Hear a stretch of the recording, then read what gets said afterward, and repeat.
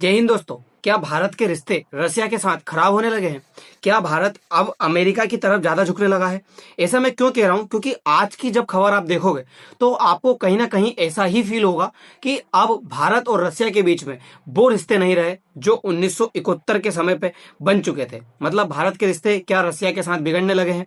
क्योंकि खबर आज की यह है कि India turns down Russia sanction LNG despite supply concern driven by Middle East tension. बताया जा रहा है भारत के द्वारा रसिया के एलएनजी टैंकर जो कि रसिया के द्वारा भेज दिए गए थे भारत को, वो भारत अपने पोर्ट पे उतार नहीं रहा है। भारत का कहना है हमें ये एलएनजी टैंकर नहीं चाहिए, आप अपने ये एलएनजी टैंकर वापस लेकर के जाइए। मतलब सोचिए, रसिया ने एलएनजी टैंकर भारत के अंदर भेज दिए हैं, भारत के पास भेज दिए, पर भारत उनको अपने पोर्ट पे उतरने नहीं दे रहा है। भारत का कहना है ये टैंकर्स हमें नहीं चाहिए, आप आपके टैंकर्स वापस ले जाइए या फिर कहीं यहीं पे ही घुमाइए। इस तरह का बयान भारत के द्वारा दे दिया गया है। आप रोटर्स की खबर देख सकते हैं, India decline Russian LNG under sanction task continue permitted. सोचिए, भारत के द्वारा रसिया को इस तरह से मना करना। क्या भारत और रसिया के जो रिलेशन चले आ रहे हैं सालों से, सबसे पहला और सबसे अच्छा दोस्त अगर भारत का कोई है तो वो रसिया है। हम जानते हैं रसिया ने हर सिचुएशन पे भारत की हेल्प की है। 1971 वॉर आपको अच्छे से याद होगा, अमेरिका ने अपना 7वां बेड़ा भेजा था युद्धपोत। वहीं भारत की सुरक्षा के लिए रसिया के द्वारा भारत के सपोर्ट में 40वां बेड़ा भेजा गया था। मतलब भारत के साथ में खड़ा है रसिया हर समय में, हर सिचुएशन पे। और जब रसिया को जरूरत है या फिर भारत को भी जरूरत है, ऐसा नहीं है कि ऑयल के क्राइसिस भारत के अंदर नहीं है। प्रधानमंत्री मोदी के द्वारा देश से जब अपील की जाती है तो कहा जाता है पेट्रोल और डीजल का रिड्यूस करें, एलएनजी सप्लाई को कम करें, एलपीजी का कम यूज करें, खाने के तेल का कम यूज करें। यहाँ तक की बातें प्रधानमंत्री मोदी के द्वारा की जाती है। मतलब दुनिया के अंदर ऑयल क्राइसिस चल रहा है, गैस क्राइसिस चल रहा है, उसके बावजूद आप ये सारा काम कर रहे हो, उसके बावजूद आप रसिया का जो एलएनजी टैंकर है उसको फिर से लौटा दे रहे हो, आप उसको एक्सेप्ट ही नहीं कर रहे हो। तो क्या भारत अमेरिका से इतना ज्यादा डर गया है? इन सारी सिचुएशन के बाद में भी इस तरह के काम कर रहा है। देखिए आप, why did India reject Russian LNG offer. मतलब हर तरफ खबर यही बन रही है कि भारत को जब जरूरत है, अमेरिका के द्वारा इतना सैंक्शंस लगाया नहीं जा रहा है, अमेरिका के द्वारा खुद कह दिया गया है अगर आपको जरूरत हो तो आप कहीं से परचेस कर लीजिए, फिर भी भारत परचेस नहीं कर रहा है। तो कुछ ना कुछ बड़ा रीजन है। अब रीजन शुरू होता है रूस और यूक्रेन वॉर से।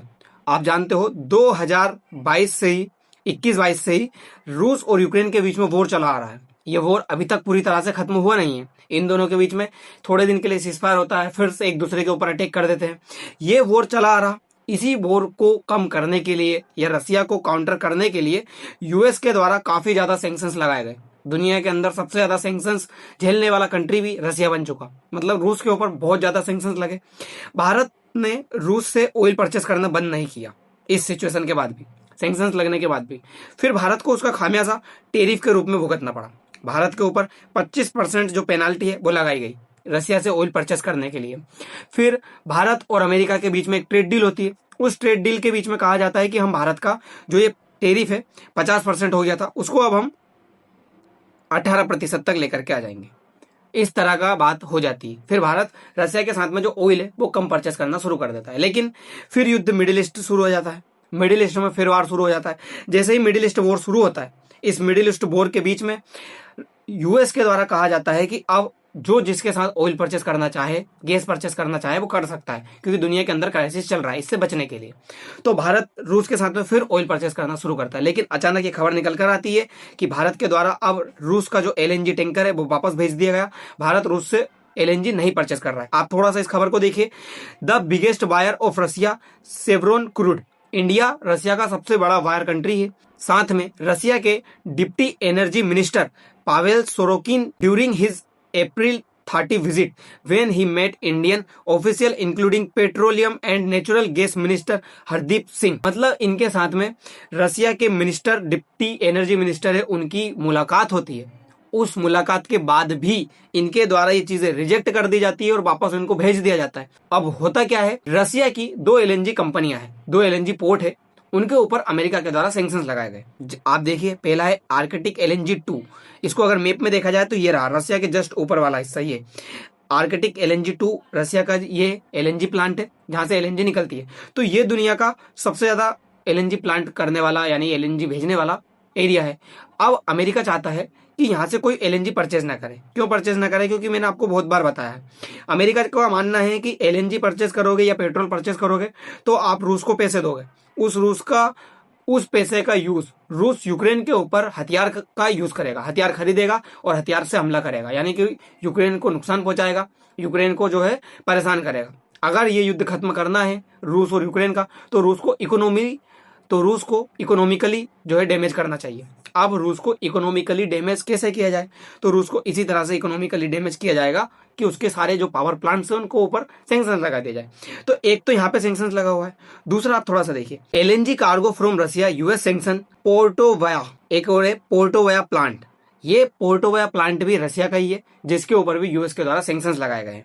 इन the Baltic Sea unable to discharge, ये बाल्टिक सी वाले हिस्से में है पूरा का पूरा।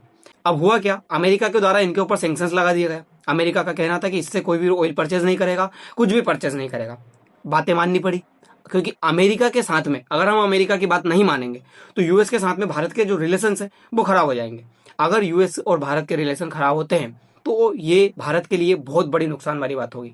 आपको थोड़ा सा ऐसा लगेगा कि भारत क्यों डरता है अमेरिका से, क्यों झुकता है अमेरिका के आगे, हम रशिया के साथ में जो ऑयल है वो परचेस क्यों नहीं कर सकते? देखिए, ऐसा नहीं होता है। जियो पॉलिटिक्स में अगर हम सारे कंट्रीज को साथ करके नहीं चलेंगे तो फिर प्रॉब्लम हमारे लिए क्रिएट होगी। आज आप भारत के किसी भी कंट्री के साथ में रिश्ते देख सकते हो, पाकिस्तान को छोड़ करके हर कंट्री के साथ में अच्छे रिश्ते हैं। भारत किसी भी कंट्री से जाकर के बात कर सकता है, किसी भी कंट्री में जाकर के घूम सकता है। इस तरह के रिलेशन है भारत के, तो भारत उस तरह के रिलेशन चला रहा है। दूसरा एक और रीजन है, दूसरा रीजन ये है कि जो डोनाल्ड ट्रंप है वो अब चाइना की यात्रा पर गए हुए हैं काफी लंबे समय के बाद में। और चाइना की यात्रा पर जाने के बाद डोनाल्ड ट्रंप ने चाइना से डिमांड की है कि वो ओपन करे चाइना का मार्केट अमेरिकन कंपनीज के लिए, अमेरिका के बिजनेस के लिए। मतलब समझिए आप, डोनाल्ड ट्रंप की पहली पसंद बन रहा है कौन? चाइना। ट्रंप चाहते हैं कि मेरी जो यहाँ की कंपनियां हैं वो चाइना में जाकर के इन्वेस्ट करे, चाइना में जाकर के वर्क करे। आप लोगों ने सुना होगा, भारत मेक इन इंडिया चला चुका है बहुत पहले ही। भारत का मानना है कि मैं हमारे यहाँ पर ही मेक इन इंडिया चलाए, जो एप्पल कंपनीज है, बड़ी बड़ी जो कंपनियां हैं अमेरिका की, वो हमारे यहाँ पे मैन्युफैक्चर करे ताकि हमारे यहाँ पे रोजगार मिले और उसकी जो महंगाई है, कॉस्ट है, वो कम भी हो। तो हमने मेक इन इंडिया चलाया ताकि हमारे यहाँ पे बन सके। लेकिन अगर अमेरिका चाइना में ये सारी चीजें ढूंढ ले गया तो अमेरिका भारत से निकाल करके वो सारी चीजें चाइना में ले जाएगा। अगर भारत से निकाल करके वो सारी चीजें चाइना में लेकर के गया तो ये भारत के लिए प्रॉब्लम हो जाएगी। भारत को काफी ज्यादा जो जीडीपी में सहयोग मिल रहा है, भारत के यहाँ पे काफी रोजगार भी मिल रहा है, भारत को ये चीजें थोड़ी सस्ती भी पड़ रही है, तो ये प्रॉब्लम भारत के लिए ही क्रिएट होगी। इसलिए भारत अमेरिका के साथ में रिलेशन खराब नहीं कर सकता।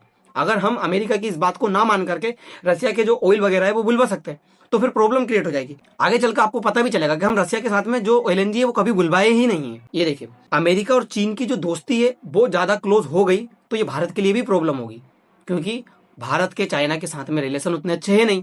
अगर अमेरिका के साथ में बिगड़ गए तो ये दोनों साथ आ गए तो फिर भारत के लिए प्रॉब्लम क्रिएट करेंगे दोनों के दोनों।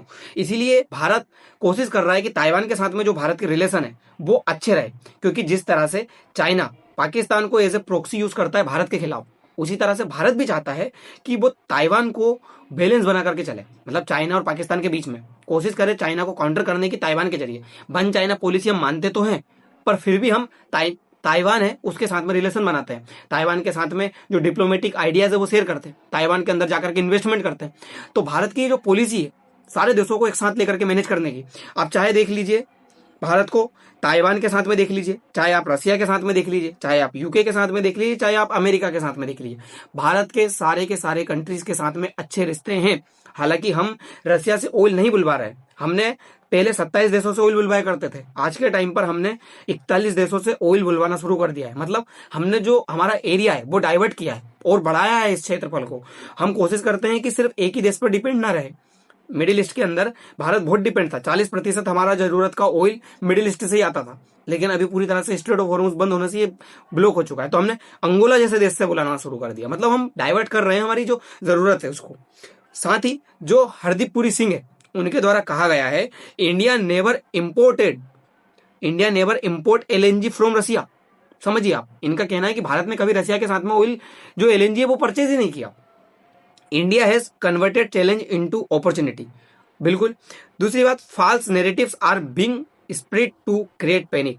इनका ये कहना है कि ये सिर्फ एक पैनिक क्रिएट करने के लिए झूठा नैरेटिव फैलाया जा रहा है, ताकि भारत के अंदर पैनिक क्रिएट हो, क्योंकि जनता बहुत ज्यादा है। थोड़े दिन पहले कहा गया था पेट्रोल खत्म हो जाएगा, तो आपने देखा होगा पेट्रोल पंप पे कितनी ज्यादा भीड़ लग गई थी।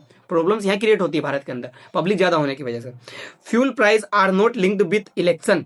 थोड़े दिन पहले एक खबर ये भी निकल कर आई थी कि जैसे ही बंगाल इलेक्शन खत्म होंगे, असेंबली इलेक्शन खत्म होंगे, भारत के अंदर ऑयल के प्राइस बढ़ जाएंगे, लेकिन ऐसा हुआ नहीं। ऑयल के प्राइस नहीं बढ़ रहे हैं, भारत ने स्थिर बना करके रखा है। तो इनका कहना है कि ये सब एक वहम है, आपको पागल बनाया जा रहा है।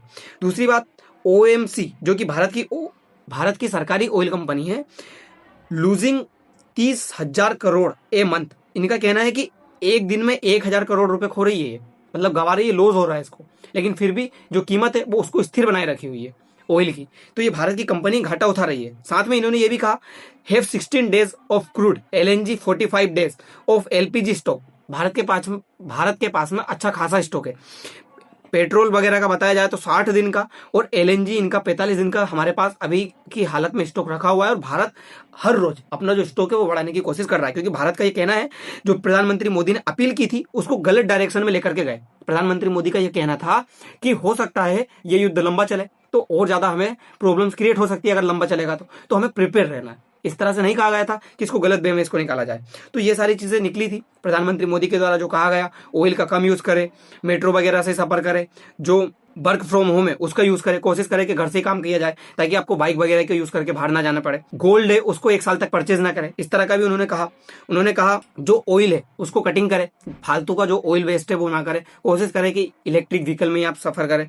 उन्होंने ये भी कहा जो फॉरेन यात्रा है वो कोशिश करे कि बंद करे, बिना वजह या फॉरेन यात्रा ना करें। तो इस तरह के जो काम किए गए प्रधानमंत्री मोदी के द्वारा वो देश के हित में किए गए।